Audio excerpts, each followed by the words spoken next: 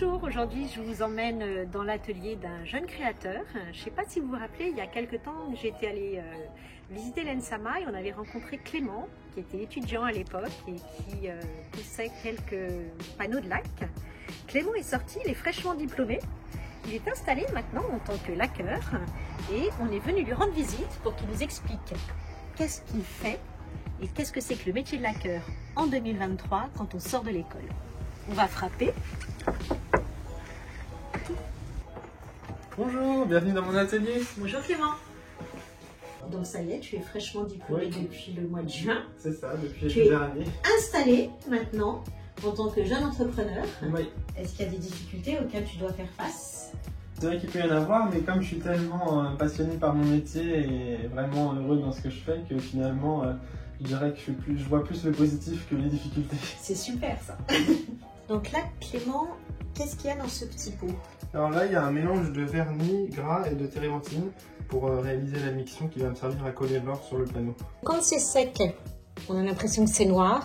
Et en fait, quand tu viens poser la miction, on voit bien qu'il y a tout un décor rouge en dessous de marbrure. Alors en fait, je suis venu faire une technique qui est spécifique à la laque, qui s'appelle l'incrustation de teinte. On vient créer des jeux de décor avec différentes couches de pigments. Et au ponçage, ça vient révéler ces effets uniques. Est-ce que tu fais un dessin ou... Alors oui, moi je travaille toujours avec ce qu'on appelle une maquette. Donc c'est un croquis préliminaire assez précis du travail. Ce croquis qui une fois fini va me permettre de suivre toutes mes étapes de réalisation pendant plusieurs mois de travail. En fait j'utilise un scotch de masquage.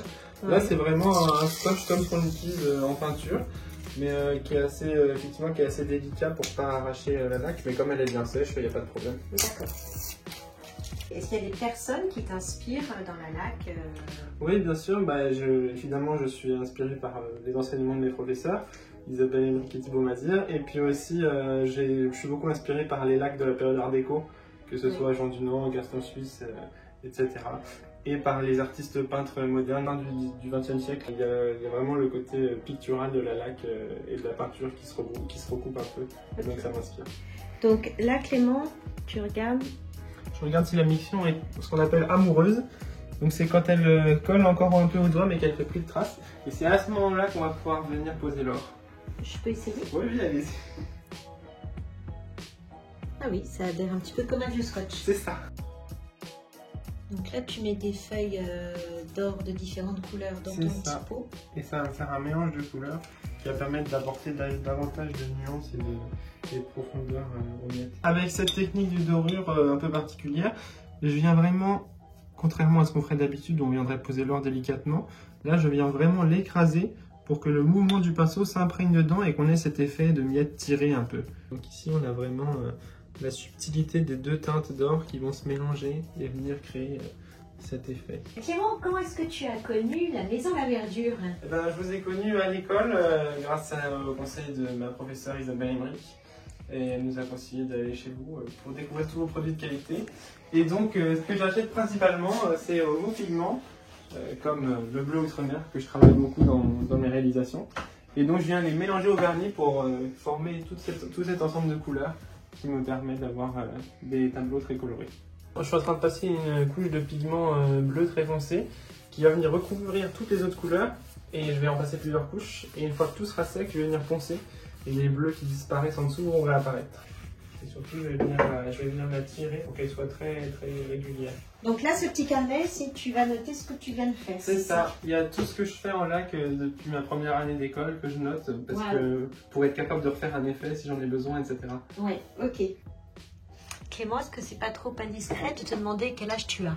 Non, j'ai 20 ans, tout juste sorti de l'école. Donc là, je suis en train de saupoudrer une couche d'aventurine, donc c'est cette forme de poudre de métal, sur la miction que j'ai posée. Et donc c'est en superposant plusieurs couches et en intercalant des vernis ambrés que je vais venir créer un effet de profondeur comme on a sur l'échantillon que vous pouvez voir. Là, Clément, qu'est-ce que tu fais sur ce panneau? Donc là, je pose la troisième couche de pigment, qui ensuite, l'entièreté du panneau va être recouverte de pigment noir.